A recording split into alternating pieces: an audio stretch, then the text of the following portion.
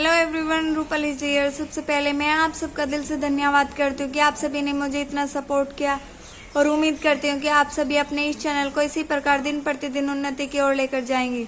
चलिए आज की शुरुआत करते हैं। यदि अभी तक आपने चैनल को सब्सक्राइब नहीं किया तो प्लीज़ कर लीजिए ताकि आने वाले सभी वीडियोज़ की नोटिफिकेशन आप तक आती रहे।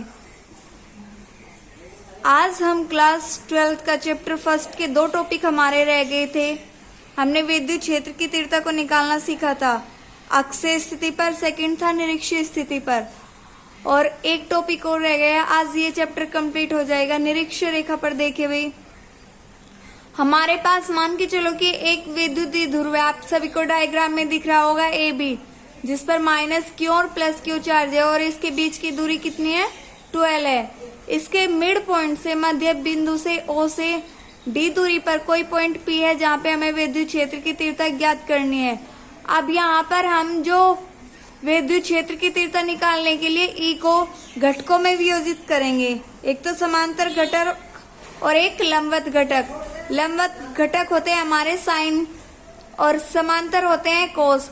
तो साइन वाले तो यहाँ पर निरस्त हो जाएंगे, कैंसिल हो जाएंगे, क्योंकि ये विपरीत दिशा में है। विपरीत दिशा के होते ही माइनस का चिन्ह आएगा, माइनस का चिन्ह आते ही क्या होगा, कैंसिल हो जाएगा। लेकिन जो समांतर घटक है कोस, वो बाकी रहेगा। वे क्या होंगे, दोनों ऐड हो जाएंगे।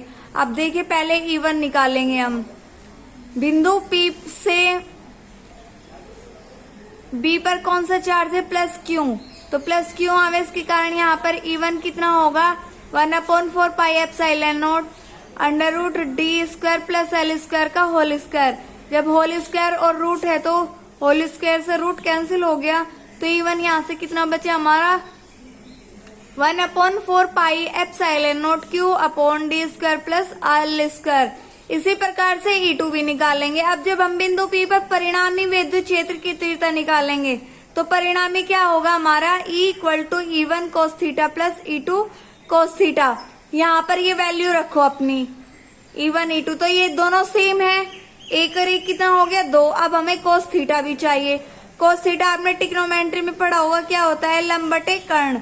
लंब कितना है यहाँ पर L और कर्ण कितना है, √d² + l²। तो जब हम इसकी वैल्यू पुट करेंगे cos θ की, तो यहाँ से हमारा ये आ गया E = 2QL 4 पाई d² + l² की पावर 3/2। अब देखो 2QL क्या होता है, P। और यदि हम मान के चले कि जो L है हमारा वो बहुत छोटा है, बहुत छोटा है D से, तो L को हम नेग्लेक्ट कर देंगे। तो यहाँ से E = P/4 pi epsilon not d³। अब नेक्स्ट टॉपिक आता है हमारा, एक समान बाह्य क्षेत्र में रखे द्विध्रुव पर लगने वाले बल युग्म का आघूर्ण। आप सभी को डायग्राम में दिखाई दे रहा होगा कि जो हमारा विद्युत क्षेत्र है वो हर जगह क्या है, इक्वल है। तो यहाँ पर हमने थीटा कोण घुमाते हुए एक विद्युत द्विध्रुव को रखा है। तो यहाँ से प्रत्यानयन बल आघूर्ण कितना होगा, बल इंटू दोनों बलों की क्रिया रेखा के बीच की दूरी। क्रिया रेखा के बीच की दूरी कैसे निकालोगे भाई, ये हो जाएगा तुम्हारा 2L sin θ। और F आप सभी ने विद्युत क्षेत्र की तीव्रता पढ़ी होगी, E = F/Q। तो यहाँ से F कितना हो जाएगा, EQ रख दे यहाँ पे 2L sin θ। अभी आपने पढ़ा है विद्युत द्विध्रुव आघूर्ण, P = क्या होता है, 2L sin θ। तो τ = कितना हो गया, EP sin θ। अब यहाँ पे 2 कंडीशन और आती है। यदि आपका थीटा का मान 0 है तो sin θ जब 0 रखेंगे, sin 0 का मान 0, तो टॉर्क भी तुम्हारा 0 होगा। लेकिन यदि तुम्हारा थीटा का मान 90 है तो टॉर्क = कितना हो गया, EP। आज आपका चैप्टर फर्स्ट कंप्लीट हो गया है। कल हम इसके कुछ न्यूमेरिकल्स करेंगे। That's it.